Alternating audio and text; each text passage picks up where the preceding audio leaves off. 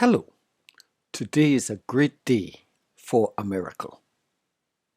Thank you for taking the time to walk with us into this world of miracles. This is where we explore a series of spectacular incidents that took place during the life and times of Jesus Christ. I am Reverend Ronald Nathan, and I'm the minister at the Hogard AME Zion Church, Jackson, St. Michael, Barbados. A miracle is an extraordinary and astonishing happening that is due to the presence and actions of God. The miracles of Jesus Christ gives us a glimpse into his compassion, his identity, and his future plans, which culminates in our exclamation, "Oh my God."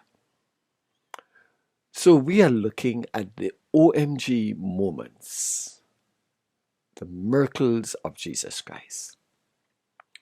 Today, we explore Jesus' opening of the eyes of a man born blind, found in John's Gospel, the 9th chapter, verse 1 through to 38. However, I am reading verse 24 and following. A second time they summoned the man who had been blind. "Give glory to God by telling the truth," they said. "We know this man is a sinner." He replied, "Whether he's a sinner or not, I don't know. One thing I do know, I was blind, but now I see." Then they asked him, "What did he do to you? How did he open your eyes?" He answered, "I told you already, and you did not listen. Why do you want to hear it again? Do you want to become his disciples too?"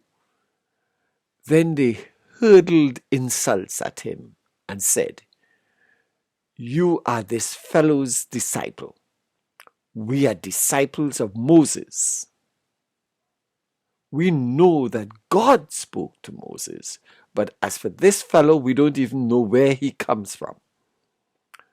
The man answered, "Now that is remarkable. You don't know where he comes from. Yet he opened my eyes. We know that God does not listen to sinners. He listens to the godly person who does his will."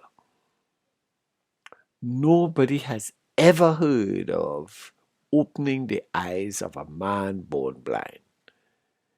If this man were not from God, he could do nothing. I want to pay particular attention to this man's growing confidence. It is a fact he tried to say to his questioners that Jesus came, put mud on his eyes, and told him to go wash in the pool of Siloam. When he did this, his eyes began to see the beauty all around him. He could have chosen to shut his mouth and say nothing. But this Jesus was no ordinary man. When he, the man who was born blind, heard Jesus say to him, "Go wash," he knew this man spoke with authority. He was compelled to obey. Faith began to bubble up within him. Now that he came back seeing, he knew that this was no ordinary man. He is repeatedly challenged by the Pharisees as to who Jesus was. The man declares he's a prophet. That in itself should have stopped the questions, because we know that in Israel there were many prophets, and Israel knew of great prophets who had roamed the land before Moses, Isaiah, Jeremiah, to name just a few. But the Pharisees came back to him and they began to decry Jesus before the man. He's a sinner. This man who was healed said, I really don't, in my words, I really don't care what you call him. One thing I do know, I was blind, but now I see. This growing confidence in this man speaks to a number of things. He was quite clear that his testimony was sure. I was blind, but now I see. Faced with growing abuse, the seeing man who was born blind becomes belligerent when he is questioned. Why is he being interrogated? Is that you want to be his disciple? Well, I guess he was already a disciple of Jesus in the sense that he had learned from Jesus. The Pharisees go on to claim their illustrious heritage through Moses, etc. But the seeing man who was born blind declared that he was amazed that these learned men did not know where Jesus came from.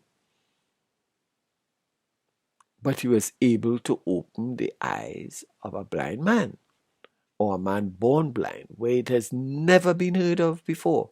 I think what the man was saying is, surely this is someone sent from God.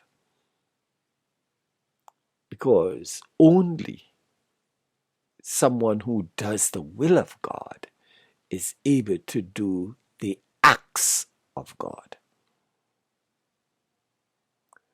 This man became a teacher to the teachers because he was able to extrapolate the truth from the falsehood that was around. No one has ever heard of opening the eyes of a man born blind. If this man were not from God, he could do nothing. So there you have it.